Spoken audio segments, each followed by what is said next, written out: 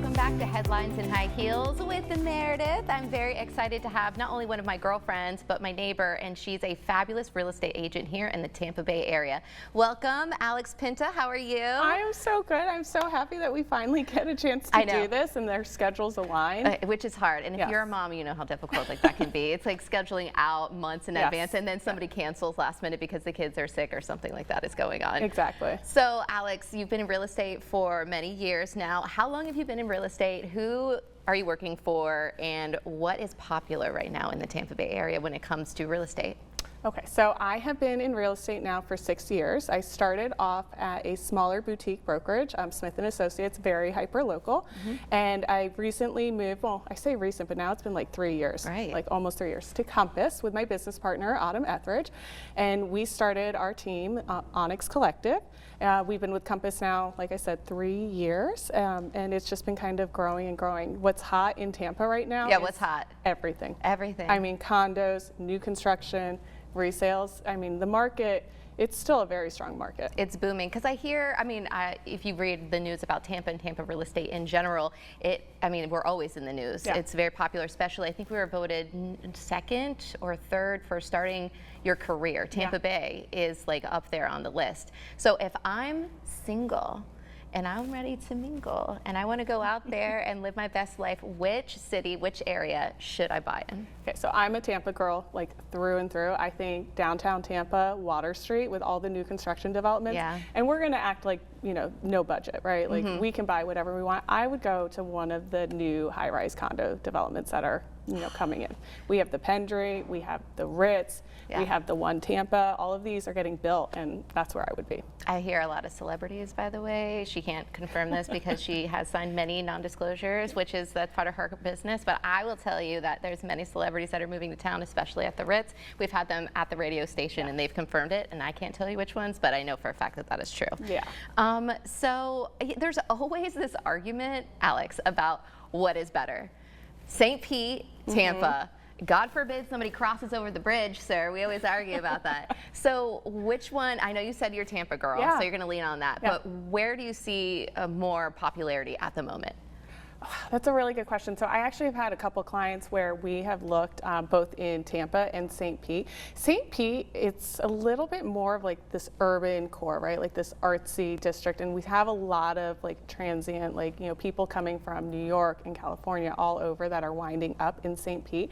But I'm starting to see a really big push like towards Tampa. Okay. Yeah, well, that's we good. really are. I do really like the Tampa area, not only because I live there and I spent my money there twice, but yeah, I really love the family. Family is not only where we live, but it's very family oriented as well. Is it true? This is just something that I noticed. I will never forget when I packed my bags. I lived up in Jacksonville, and then I got a job offer, right? And they were like, okay, move to Tampa. And so I packed up my bags. I didn't know anybody in Tampa. And I drove down here, and I was driving down here, Dale Mabry, and I was like, why is there a strip club next to a Publix, next to a mansion, next to a rehab center, next to a Walmart? And I was like, because Jacksonville is so different. It's so totally zoned out. You can only have those like scantily places in certain zones. Why is it that Tampa has like no zoning? No zoning. There's no zoning in Tampa. As far as you get to have the strip club next to the Walmart. Have you noticed that? I have noticed that, and I'm not a Tampa native either, but that's a very good question to maybe bring to the city to find out why. I mean, I think we're seeing a lot of those, like, what are they, the buildings that give Tampa the character, but they are starting to transition and like change completely. It was strange, and then I did want to move. Well, wait, sorry to interrupt, but you do know that Tampa is still the strip club capital. I do know that. The country, We're very proud of that. Magic Mike, you know. Oh, that I'm proud of. Channing Tatum, you can come sit down with us anytime, honey. Please. You're still very good looking. Okay, so, you know, social media has really changed the game when it comes to being a real estate agent. Even selling a home, if you're doing it by yourself, I would definitely recommend having a real estate agent, but if you are, so if you do you feel like you need to post socials all the time and be on TikTok and be active? Yeah, I really do. The market has just changed, and our buyers have changed. We have a lot of like people, Gen Z, like the younger people, where I have clients I've been working, and they just are sending me videos that they see on Instagram. They might not actually match the criteria of what we're looking for, but it's that wow factor. It's pretty. They're like, ooh, we like this. So they'll send it to me, and it's all about the visibility and being out there and showing yourself. And it's funny because I do find that when I'm consistently posting, that I'm getting a lot more engagement. More traction, more yeah. comments. What's the most common question that you get from a first-time buyer? The most common question that I get from first-time home buyers is probably like, you know, how's the market? Am I going to be able to get credits? They want to negotiate now. Right. And I tell them that we are in a market, it's a good time to buy because there's more inventory and sellers are negotiating with you now. Yeah. Yeah. And then also too, like, there's a lot of questions that go throughout the whole entire process because they're first time. They've never done it. They're clueless. They really need that help and that support. It's very nerve-wracking, like Yeah. buying a house for the first time, but you're always so comforting, like Aw, not only to be thank around, you. having personal conversations with.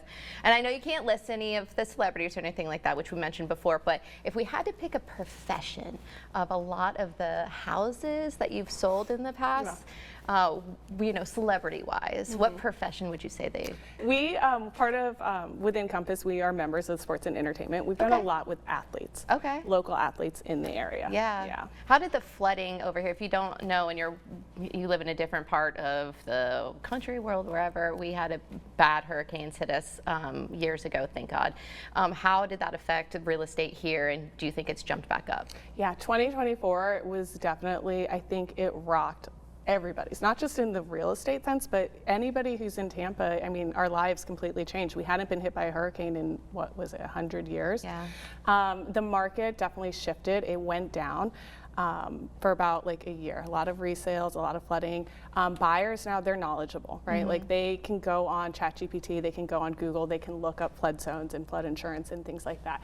We do still have a lot of people that want to stay away from the flood zones or homes that flooded, but now that we're about a year out from those hurricanes, people are starting to really, you know, engage and will, you know, look at the homes that have flooded. They want to know the improvements that have been happened. They want to know That's good. all the details and everything on it. Yeah, if it's a flood zone or not, if how much or how high the flood zone was actually, or if it was affected. Yeah. So lastly, you just mentioned ChatGPT. Yeah. Okay, people are being like their own real estate agents these days, and it's okay to ask questions and all that stuff. Have you seen like ChatGPT just enter your world and think that people can sell a house using ChatGPT or make contracts or anything like that? Have you seen that effect? You know, there's a lot of people that think that they can chat GPT and get everything. And yes, you're going to get answers, but it pulls from a lot of different places, right? And they're not always the most up to date or the correct, you know, answers. As far as the contract, I have seen people when they have submitted contracts, and I can tell that they use ChatGPT because they're missing certain items that only a seasoned professional is going to be able to notice and be able to, you know, find. Yeah. And when it comes down to it, a lot of this business is relationship. I'm on the phone. I was back and forth with an agent earlier today, and we're having conversations about a new construction contract, and we're going back and forth. And ChatGPT is not going to do that. They're not going to be there advocating for you. Yeah, making sure that you get the home over anybody else. And that you understand what this contract is. Builder contracts are very different than your standard as-is contract. I'm talking about like this one builder contract is 75 pages long.